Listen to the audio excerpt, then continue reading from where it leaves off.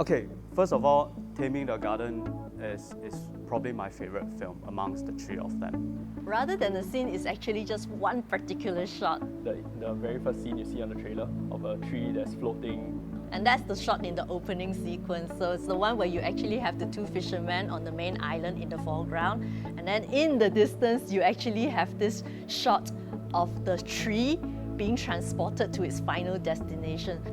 The emphasis is really amazing because of the long shot, by how really jarring it becomes. And it makes you wonder like how it ended up in that situation in the first place.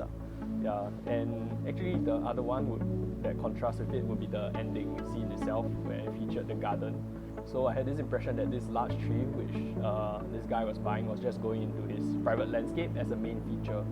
But at the end of the film, we realized that it's just another tree in his entire collection, to the point where you actually don't even know which tree was the one which he recently acquired. That moment, that particular image gives a very uncanny familiarity.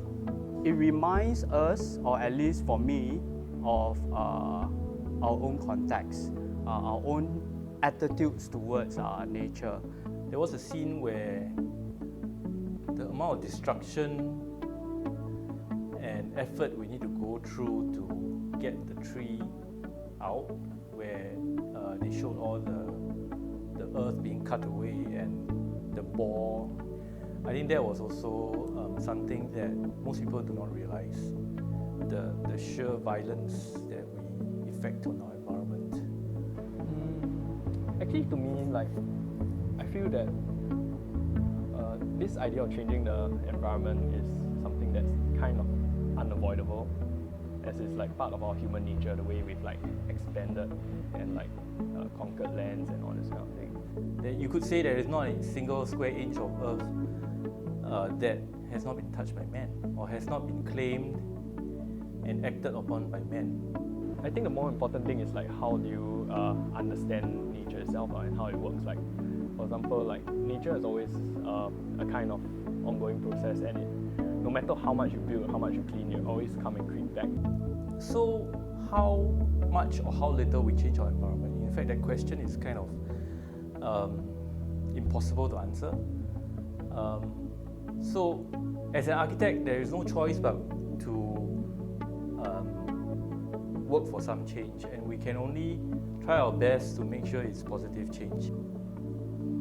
I tend to subscribe to what Donna Haraway talks about in her book, Staying with Trouble. And I think for the longest time, as we all know, we have seen ourselves as the top of the food chain in the whole ecosystem. And I'm sure we are not unfamiliar with the consequence of that.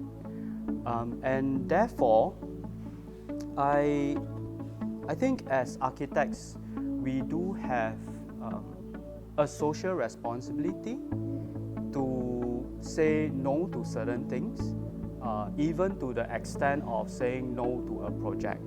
I know it may sound extremely contrived to even say that in this highly capitalistic driven field.